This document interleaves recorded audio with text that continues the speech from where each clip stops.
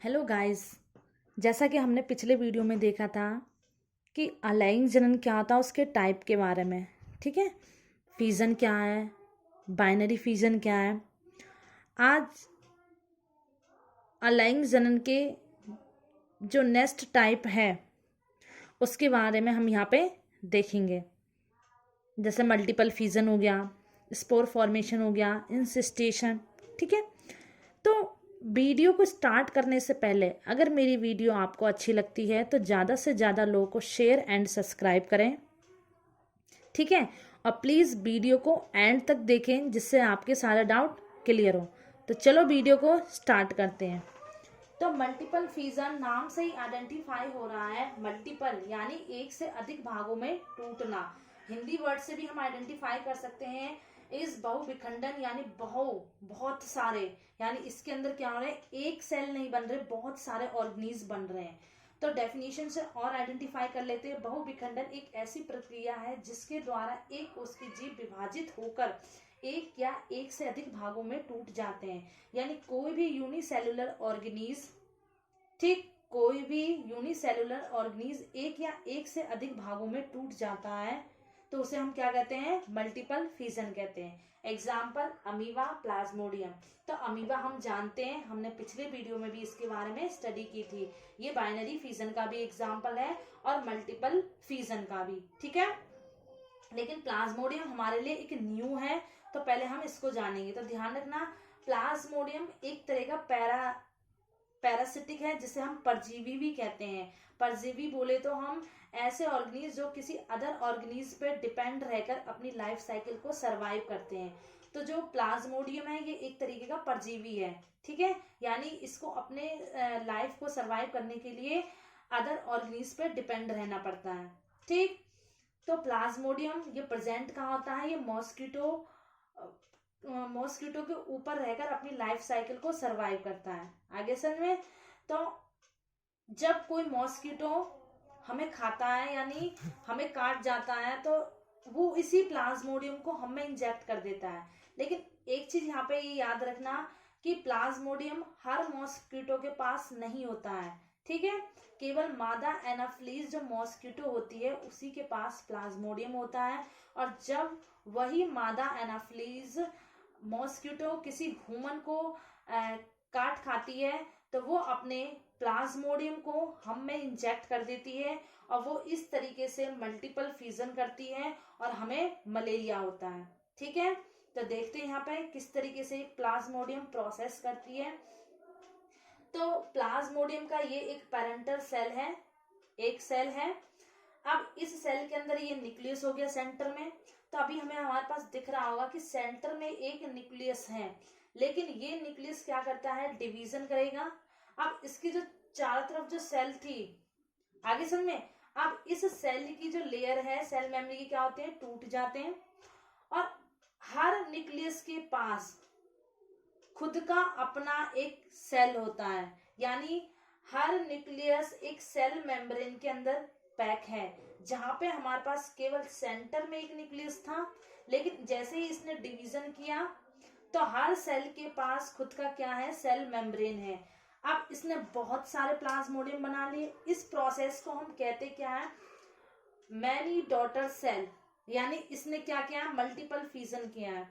अब ये मल्टीपल जब फिजन किया है तो दिख रहा होगा इसकी जो बाहर वाली लेयर है ये क्या होती है, ब्रेक डाउन हो जाती है। और ब्रेक डाउन होने के बाद सारे प्लाज्मोडियम बाहर आ जाते हैं और इनसे क्या होते हैं, एक नया नया डॉटर सेल बन जाता है। यानी ये सारे लेयर क्या होंगे, ब्रेक डाउन हो जाएंगे और एक न्यू डॉटर सेल्स बन जाएंगे। तो हमारे पास जैसे रिप्रेजेंट हो रहा है कि देखो हमारे पास केवल एक पेरेंटल सेल था और एक पेरेंटल सेल से हमारे पास कितने सारे प्लाज्मोडियम आ गए।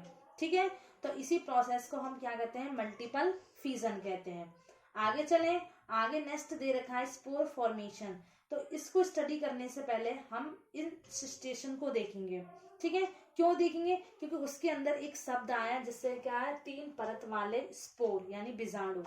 तो ये क्या है, तो इससे हमें क्लियर हो जाएगा, जिससे हम इसके बारे में इजी से और समझ सकते हैं।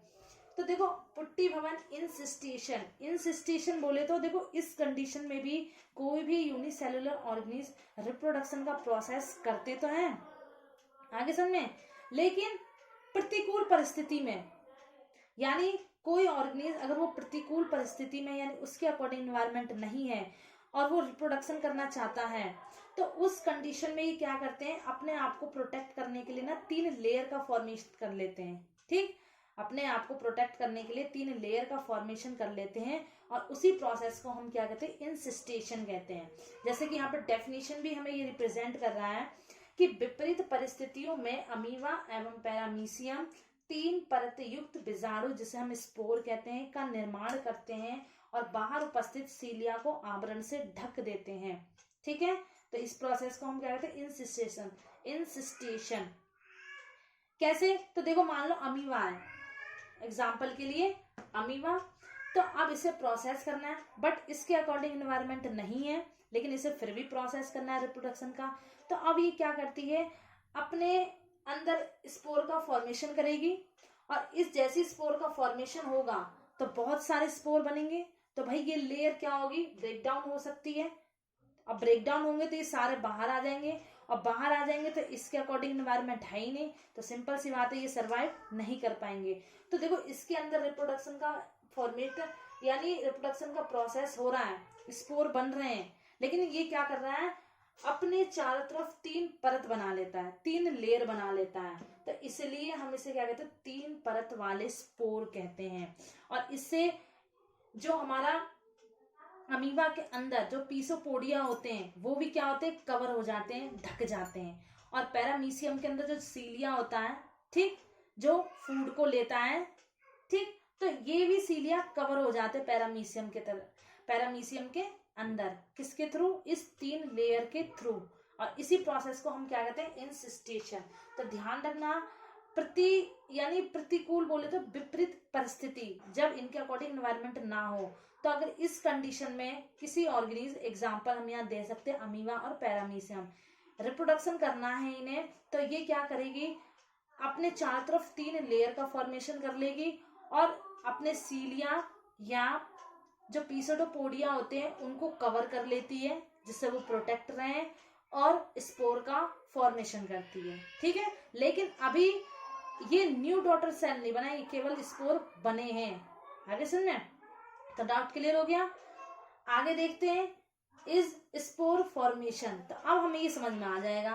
तो देखो पुनः का मीन्स था दोबारा से, तो देखो यहाँ पे स्पोर बने, एक बीजाणु बन गया है, एक क्या बहुत सारे बन गए, लेकिन जैसे ही अब इस अमीबा के अकॉर्डिंग, यानी जैसे ही इस अमीबा के लिए सुटेबल कंडीशन यानी इसके अकॉर्डिंग एनवायरनमेंट आएगा, तो ये क्या करेंगी, रेप्लिकेट यानी रिप्रोडक्शन प्रोसेस करेंगी, यानी इनके अकॉर्डिंग एनवायरनमेंट आने पर, आगे समझ में, तो ये क्या होंगे, ब्रेक डाउन हो जाएंगे, ये तीनों लेयर क्या होंगे, टूट जाएंगे और टूटने के बाद सारे स्पोर बाहर आ जाएंगे और हर एक स्पोर एक न्यू डॉटर सेल बना लेगा।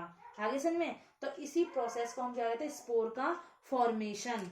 आ गया। अब देखो इसको हम एक कड़ी से याद रख सकते हैं। तो देखो ये जो टॉपिक है ना, ये हमारे एग्जाम से भी रिलेटेड है, यानी एग्जाम में भी काफी इनसे क्वेश्चन पूछे जाते हैं, चाहे वो हमारा एंट्रेंस एग्जाम हो चाहे बोर्ड का एग्जाम हो, तो आप इसको रिमेम्बर याद रखें। तो देखो द्विविखंडन हमने देखा था, अमीबा 2 पार्टों में टूट गया था, लेकिन ये बता रहा है किसी कंडीशन बस, यानी अमीबा को रिप्रोडक्शन करना है, उसके अकॉर्डिंग एनवायरनमेंट नहीं है, तो ये इंसिस्टेशन प्रोसेस करेगी और इसके थ्रू स्पोर बनाएगी, और जैसे ही स्पोर बन जाएंगे तो उस प्रोसेस को हम क्या कहते हैं, स्पोर फॉर्मेशन कहते हैं। अब इनके अकॉर्डिंग सुटेबल एनवायरनमेंट आएगा तो ये मल्टीपल यानी बहुविखंडन प्रोसेस करेगी और बहुत सारे स्पोर का फॉर्मेशन कर लेगी। आगे समझे, तो इस तरीके से ये प्रोसेस करती हैं। तो नेक्स्ट हम आगे वीडियो में देखेंगे कि बडिंग क्या होती है और फ्रेगमेंटेशन क्या होता है। ठीक है, अगर मेरी वीडियो आपको अच्छी लगती है तो शेयर एंड सब्सक्राइब करें और थैंक यू।